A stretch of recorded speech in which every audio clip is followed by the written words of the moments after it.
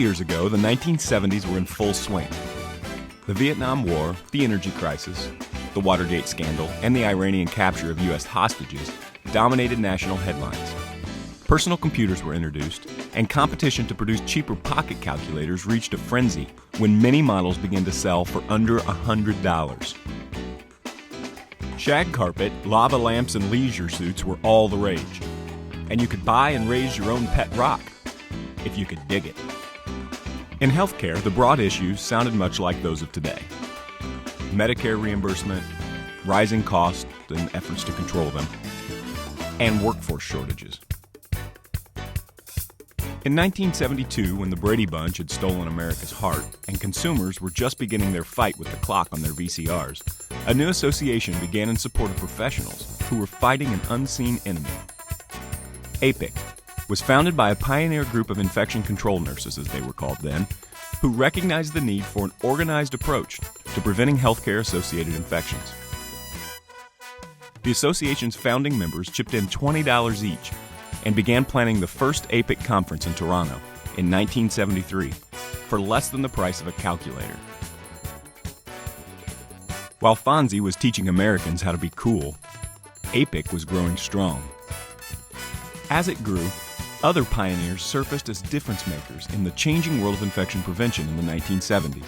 Among them were Barbara Russell, Dennis Mackey, and Robert Haley. Barbara Russell has been in attendance at all 40 APIC annual conferences. That's right. From Laverne and Shirley to Kim and Chloe, she's been involved in teaching and supporting APIC at the local, state, and national level. In the mid-1970s, Barbara and a few other Floridians recognized the need to establish a state group known as Florida Professionals in Infection Control. Barbara served as president of APIC in 1994, and she continues to have a profound impact on infection prevention as Director of Infection Prevention and Control at Baptist Hospital of Miami. In 1969, after graduating from University of Wisconsin Medical School and completing an internship at Harvard, Dennis Mackey began studying infectious diseases during his stint as an Epidemic Intelligence Service Officer at the CDC. Mackey was on the front lines during early work on CHG as a skin disinfectant and has been instrumental in surfacing the need for reducing devices as HAI risks. Currently, Dr. Mackey is professor of medicine at UW School of Medicine and Public Health, and he uses his experience and vast knowledge to educate the next generation of infection prevention professionals. Robert Haley was also a major influence on early infection prevention efforts. He began working at the CDC in 1973 and served as a commissioned officer in the U.S. Public Health Service. At the CDC, he served as director of the nationwide study on the efficacy of nosocomial infection, scenic. Robert has published over 100 articles in scientific journals and is currently professor of internal medicine and director of the Division of Epidemiology in the Internal Medicine Department at the University of Texas Southwestern Medical Center at Dallas. During the 1970s, when young people were infected with Saturday Night Fever, and Fred Sanford thought he was having the big one, these three difference makers were a profound part of an effort that helped America keep singing, Staying Alive.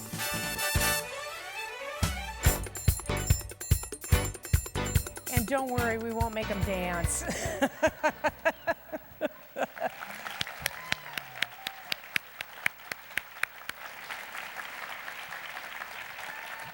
Woo. Barb, I got to tell you, that sounds like it was a very exciting time with the birth of APIC. Could you tell us a little bit more about that journey? I would love to. My journey began around the same time APIC did. My friend Lonnie Kicklighter, who you heard mentioned before, convinced me I wanted to go into infection control. I wasn't really convinced at the time because when I went to school, I said, I am never going to have anything else to do with infectious diseases. This is it. I am so glad she made me do that, and she became my mentor. She eventually left infection control, and now she's back in it, and now I'm her mentor. So you see, it does go around. But when we started, the groups had started all over the country meeting and getting together because they were anxious for networking and information. So groups met, which eventually became APIC chapters, and after this meeting occurred in Research Triangle, things really started going. And as was mentioned, the first conference was in Toronto in 1973. And there were some of us from Miami that even traveled up there and now have been to every one since. The next conference was in 1975 in Chicago. And you know, in those days, they used to have special events on Wednesday night. And the one in Chicago was a lovely dinner. And what the Chicago chapter had done was they put a little ladybug pin at every plate. And that was the beginning of the connection for those of us that are into the ladybugs and men to buy things with ladybugs on it. Also, back in the 70s, as we started having annual conferences, in reality, the local chapter did basically everything with some support from the then management company. And in 77, when the first one was in Florida, and it didn't rain that time, Dottie Thomas, my lifelong friend who I met through APIC and is rooming with me as we speak, and another Floridian were the co-chairs of it, and I was in charge of exhibitors. It was the first time there was exhibitors at the conference. I think we had maybe tops 40, I can't remember the exact number. And now today, it's what? It's in the hundreds, which we need their support, and it's been wonderful that we've been able to grow that as well. So it's been a journey through all the conferences, and I continue to come because of the networking and seeing old friends. And people say, what can you learn at this point? You can always learn something. And the important thing is to volunteer. I learned more through my volunteer efforts probably than I did some sessions I went to. And I don't care whether you're a newbie, if you've been in it 3 weeks, or if you've been in it 30 years.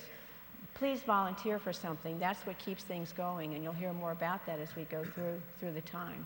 Well, my understanding is you also know these two gentlemen yes, up on stage with you. You know, that's another wonderful thing of going through the years and growing up with them through infection control. You know, and when you go to a meeting or a session or something, even in your own facility with doctors and folks, and they quote Dr. Haley or they quote Dr. Mackey, and you can sit there and say, yes, I know them. And it kind of goes over their head. They kind of look at you, and then I'll say, no, I know them. I know who they are. And so it has been fascinating. And obviously, many more people that you'll hear through the rest of the morning, as well as a lot of you out there. It's been a great trip, a great journey to know you, and I still look forward, even though I don't know what comes after Kim and the sisters, but I continue to stay involved. Well, I've got to tell you, it sounds like it has been an amazing journey. And what's so exciting about this is that it truly demonstrates what a group of individuals can do, right, and how that can last for generations. Right. And you know, in the opening was also mentioned about our state group, that even though APIC was forming, there was a group of us in Florida that felt that, you know, we are unique down here. We don't push our buttons through and all that kind of stuff. So we felt we were unique enough that we needed to get something else going for us on a state level. All of us are members of APIC, but yet we still formed our state group and have made great progress in the state of Florida with working with our legislators and doing educational programs and all. Which is awesome. Yeah. And it sounds like, Robert, that you're one of those individuals whose work really set the foundation for why we do surveillance in hospitals today. Would you be able to share how you got started with that? Yeah, I joined the hospital infections branch at CDC in 1973. I was 28, right out of my internal medicine residency at Parkland in Dallas. And when I came to CDC, joined the hospital infections program, we had just gone from 4 EIS officers to 5. Had a nurse consultant, Julie Garner, who was a veteran. The 1970 First International Conference had just occurred. NIST was just getting started, and our job was to work on NIST on a regular basis, but then investigate epidemics in hospitals primarily, and do a little teaching. But the future of infection control and surveillance measurement in hospitals was anything but a foregone conclusion. It was controversial. I remember Julie Garner told me in the 1970 International Conference 3 years earlier, one of the august physicians at this event, in a heated moment of debate about the future of infection control, said to Julie publicly, The only surveillance you're going to be doing in the future is at the checkout line in the grocery store. How far we have come. But it was controversial whether you should measure, whether you should do surveillance, measure the overall hospital infection rate and so forth. That's what primarily was going on at the time. CDC had the little brown Julie, if you remember, the surveillance manual. And so it occurred to us sitting around in our annually program review that there really needed to be a study to determine whether this works or not before CDC continues to recommend this nationally. And so we sent this up to the director in the annual program review and came back with a very strong agreement from Dave Sensor, who was the director of CDC. And he said, you know, with eventually the tightening of finances in hospitals, there's going to come a day that if we don't have evidence whether this works or not, infection control programs and surveillance will eventually be cut out as extraneous unless there's evidence that it works. And so our job was then to find a director, somebody who would design such a program and do it. And we sat around, and I remember my initial reaction was, hey, this would not only be difficult to design, it would be logically impossible. I was a philosophy major, so it was logically impossible because in order to measure the effect of surveillance, you'd have to have a control group with no surveillance. But then how could you measure the outcome? So I said, no, don't count on me. So I went and tried to talk one of my buddies into it and talk myself into it. So with Julie Garner and Grace Amori, Mac Hooten, Dennis Schauberg, and others, we designed this study. We put it in the field. We had hundreds of data collectors, did a survey of all U.S. hospitals, and then picked a random sample of about 400 and sent people in to measure their infection control programs, and then sent another group of medical records professionals in to review records, random samples of records, and measure the infection rates over 5 years, and then related the change of infection rates to what kinds of infection control programs. And we found, sure enough, that hospitals that did surveillance had reduced their infection rates more. Those that had active control activities, policies, programs, and so forth had lower infection rates. And those that had an infection control preventionist per 250 beds, an FTE, were more effective, and those that had a hospital epidemiologist who had a training course in infection control were more effective. And so we then published that, and it's had an impact. Well, actually, I wanted to ask, what long-term impact do you think the scenic study had, or that foundational work? Well, first of all, by showing this, the Joint Commission then changed their recommendations to require these elements of an infection control program. And I remember in about 1978, when we just first had the data, we realized that most of these things weren't really in place in many hospitals. And so we thought, we had an activity called After Scenic What? And we envisioned a number of changes. One, by that time, EIS officers and hospital infections were answering 10,000 phone calls and letters a year. And we thought, why don't we write this stuff down? And so that was the origin of the guidelines. Okay. And then in terms of surveillance, we decided we better replace the brown Julie with something more organized. And so we had developed a whole new set of definitions for scenic that then we morphed into more practical definitions. We had a multivariate index, a patient risk index that became the NIST risk index with some modification, and now an NHSN index, so you could compare your rates to other hospitals. And then in the control aspect was the guidelines. And then the training, there was no course for hospital epidemiologists, for physicians. So out of this came the SHEA CDC training course for physicians that has been going on year after year. But I think overall, just having the evidence, that was the first evidence that any kind of quality improvement program of any kind works. And it's still among the only evidence in controlled studies that quality improvement works. And by having that, then when Joint Commission came, we had evidence to say, here's what you need to do. When Medicare came along and wanted to have something in Medicare, there was evidence of what works. And of course now with research, as the world of science goes, we're now 20 generations beyond that, and we don't even remember scenic, but that's the way science goes. But it sounds like scenic also really kind of started the process of surveillance of device-related infections. Yeah, in fact, one of the things in analyzing the scenic data, we noticed that if you look at each site of infection, urinary tract infections, surgical site infections, and pneumonias, and so forth, that a different mix of infection surveillance and control activities were required to be most effective for each one of those. It wasn't just one type of surveillance with a capital S, like overall surveillance. And that led then, in fact, I gave the keynote address at the APIC convention that year, talking about we've got to get away from overall hospital infection rates to targeted infection surveillance, to target surveillance at each type of infection, including. Okay. Well, and Dr. Mackey, or Dennis, my understanding is that you were part of this foundational journey. Could you share how you got started in this journey? Well, like many things in life, my career was very serendipitous.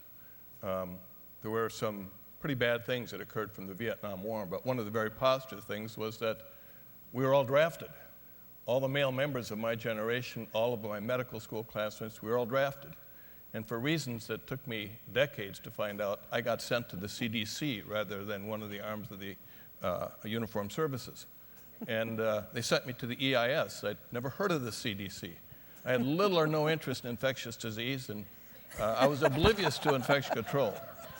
And I arrived at CDC, and they sent me on an epidemic intelligence outbreak to solve an outbreak, and it was a Serratia outbreak. And Dr. Bennett said, I'm sending you down to Florida to solve the Serratia outbreak at the Veterans Hospital in Miami. I said, what's Serratia, Dr. Bennett? He said, you better go to the library for a couple of days. And but to make a long story short, the CDC was an extraordinary experience. It changed the life of most of us that were there.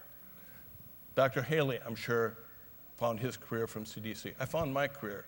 I was going to be a cardiac surgeon. I was going to go back to Boston, finish my training, do cardiac surgery. And at CDC, they assigned me to the hospital infections branch. I was not very happy about it initially.